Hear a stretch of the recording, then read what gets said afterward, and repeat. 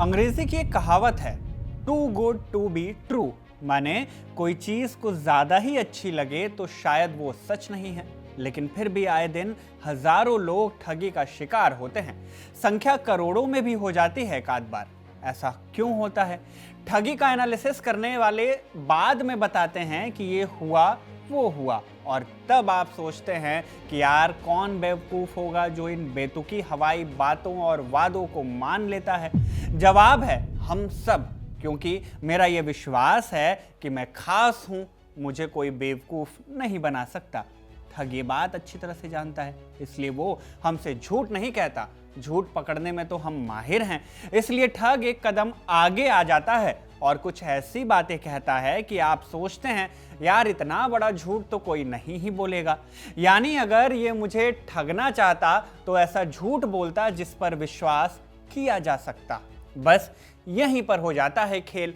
धोखे का जाल अब तैयार है। इस जाल को बुनने में कुछ लोग उस्ताद होते हैं। वो हमें वो चीज़ें भी बेच देते हैं जो कई बार होती ही नहीं या जो हमारे लिए नुकसानदेह होती हैं। भारत में इस कला का सबसे बड़ा उस्ताद था एक नाम, नटवर लाल।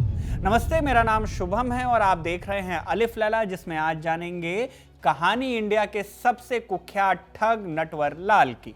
नटवर लाल का नाम कैसे पड़ा? क्यों नटवर लाल की मौत 2 बार हुई? क्यों उसके गांव के लोग उसे रॉबिन हुड कहते थे?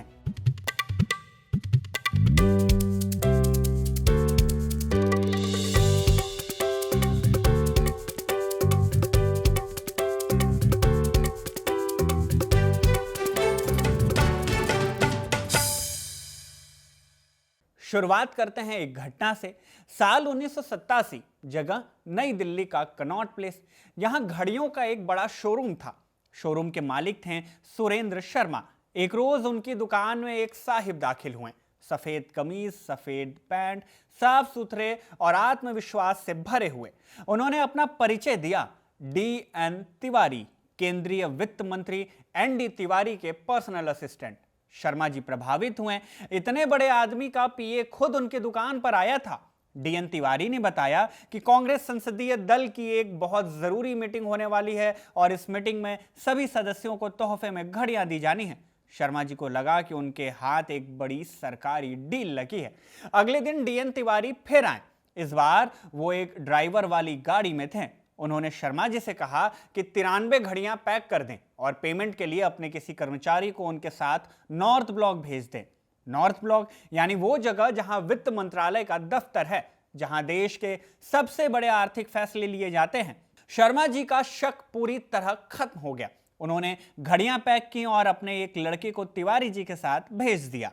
गाड़ी नॉर्थ ब्लॉक के गेट पर रुकी। तिवारी जी बड़े रौब से गाड़ी से उतरे और शर्मा जी के कर्मचारी से कहा कि वो बाहर ही इंतजार करे, वो अंदर से बैंक ड्राफ्ट बनवा कर ले आते हैं। वो कॉन्फिडेंटली गेट के अंदर चले गए।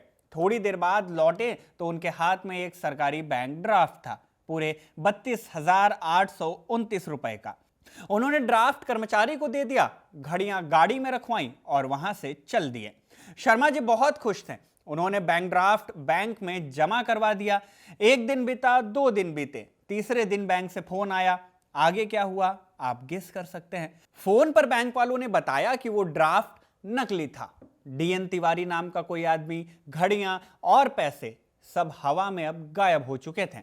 शर्मा जी को समझ आ गया कि वो ठगे जा चुके हैं और उन्हें ठगने वाला कोई मामूली चोर नहीं था। उसका असली नाम था मिथिलेश कुमार श्रीवास्तव, लेकिन जुर्म की दुनिया उसे जानती थी नटवर लाल के नाम से। घड़ी वाले किस्से में नटवर लाल के काम करने का पूरा ब्लूप्रिंट छिपा है। किसी बड़े आदमी की पहचान उधार लेना, एक विश्वसनीय कहानी गढ़ना, आत्मविश्वास से भरी परफॉर्मेंस देना और आखिर में एक एक्सपर्टली फॉर्ज्ड यानी सफाई से बनाया गया नकली कागज का टुकड़ा। इसी तरीके से उसने न जाने कितने सेठों, जौहरियों और दुकानदारों को ठगा। वो दस्तखत की नकल करने में उस्ताद था। उसने छोटे मोटे लोगों के ही नहीं बल्कि देश के सबसे बड़े नामों में से एक एक के दस्तखत बनाए, वो भी जाली। इनमें शामिल थे उद्योगपति टाटा, बिरला और धीरू भाई अंबानी। यहां तक कि उसने भारत के पहले राष्ट्रपति डॉक्टर राजेंद्र प्रसाद के दस्तखत भी नकल कर लिए थे। लेकिन ये आदमी नटवर लाल कैसे बना? कौन था वो? कहां से आया था? इसके लिए हमें समय में पीछे चलना होगा। साल 1912, बिहार का सिवान जिला, यहाँ एक गांव है बांगरा नाम का। इसी गांव में मिथिलेश कुमार श्रीवास्तव उर्फ नटवर लाल का जन्म हुआ। नटवर लाल की पैदाइश को लेकर भी कई कहानियां हैं। कुछ रिकॉर्ड्स कहते हैं कि वो एक अमीर जमींदार का बेटा था, तो कुछ कहते हैं कि वो एक साधारण परिवार से था। ये रहस्य शायद उसने खुद बनाकर रखा था ताकि वो क्लाइंट के सामने वैसा ही बन सके जैसा उसे वो देखना चाहता है। पक्की जानकारी बस इतनी है कि उसके पिता स्टेशन मास्टर की नौकरी करते थे। नटवरलाल के शुरुआती दिनों का किस्सा है। उसके एक पड़ोसी थे सहाय साहब। उन्होंने एक दिन मिथिलेश को बैंक में कुछ पैसे जमा करने के लिए भेजे।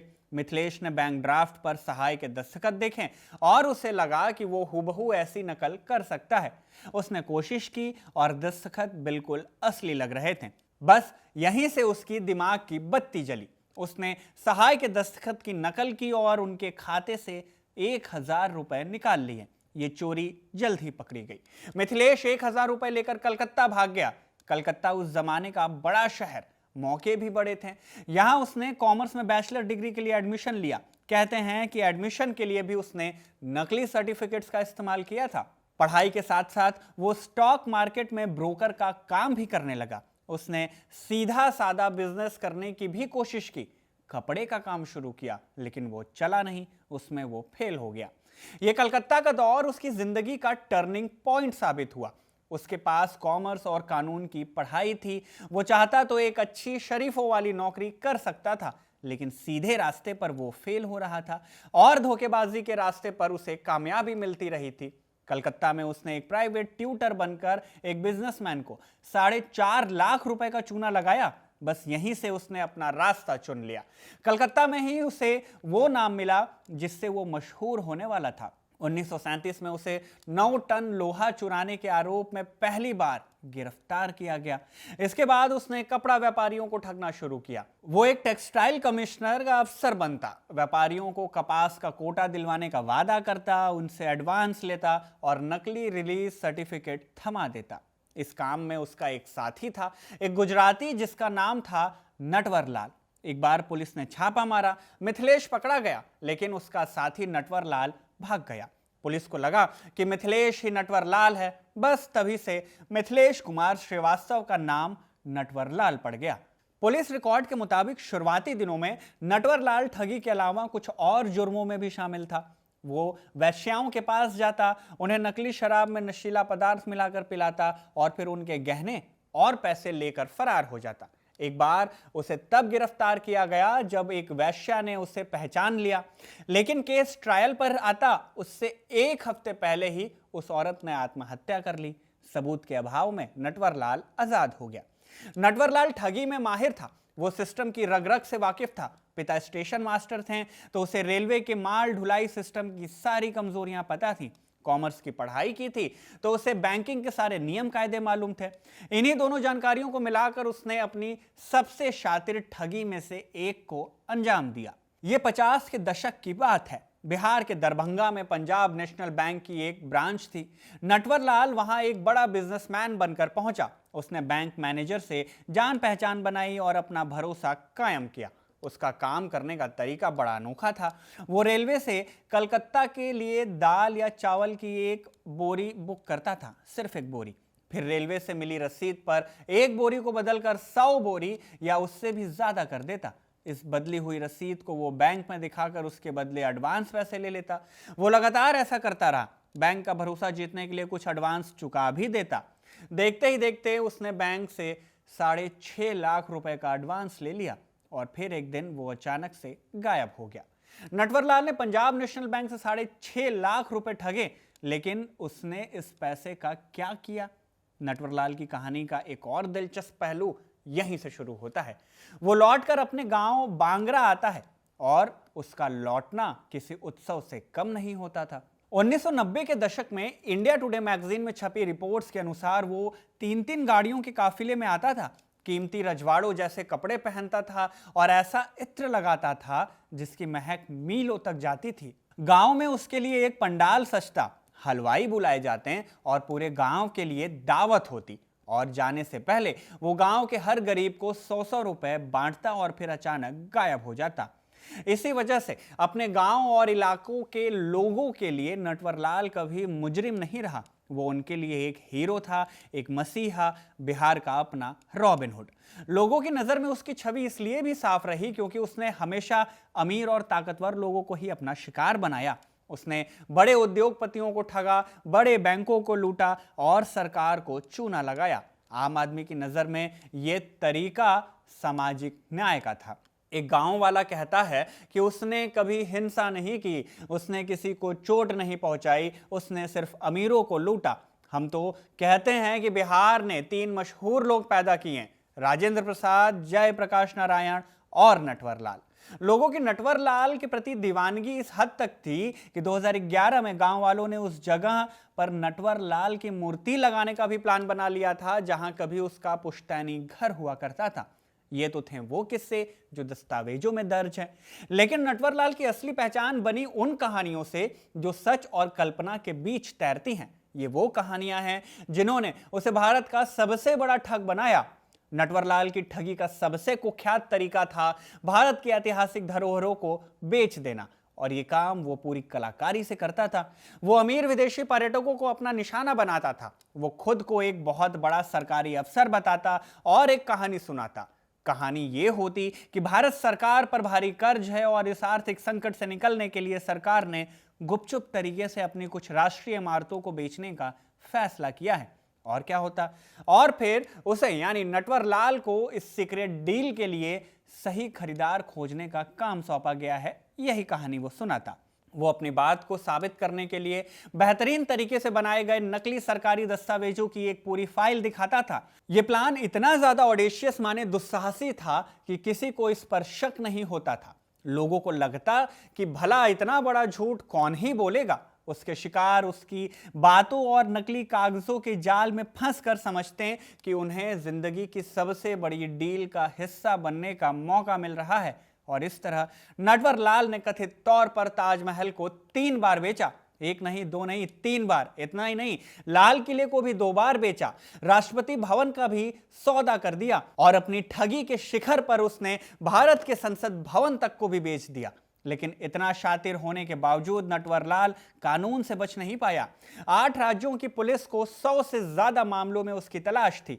उसे अपनी जिंदगी में 9 से 10 बार गिरफ्तार किया गया। अकेले बिहार की अदालतों ने उसे 113 साल से ज्यादा की सजा सुनाई थी। लेकिन इन सब के बावजूद एक अनुमान के मुताबिक उसने अपनी लगभग 60 साल की आपराधिक जिंदगी में कुल मिलाकर के सिर्फ 20 साल ही जेल में बिताए, और कई बार वो जेल से भागने में भी सफल रहा। उसके जेल से भागने के किस्से भी काफी दिलचस्प हैं। वो खुद कहता था कि कोई भी जेल मुझे पकड़ कर नहीं रख सकती क्योंकि तुम्हें हमेशा एक बेईमान अफसर मिल ही जाता है।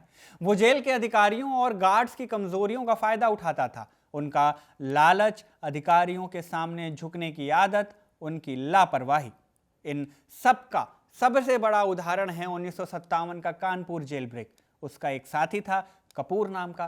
कपूर ने महीनों तक जेल के जेलर से जान पहचान बढ़ाई। वो जेलर के लिए महंगे महंगे तोहफे लेकर जाता था। जब जेलर को पूरी तरह से भरोसे में उसने ले लिया, तब नटवरलाल ने अपना दांव चला। उसने जेलर को 5 लाख रुपए की रिश्वत ऑफर की। तय दिन पर कपूर नोटों से भरा एक बक्सा लेकर जेलर के पास पहुंचा।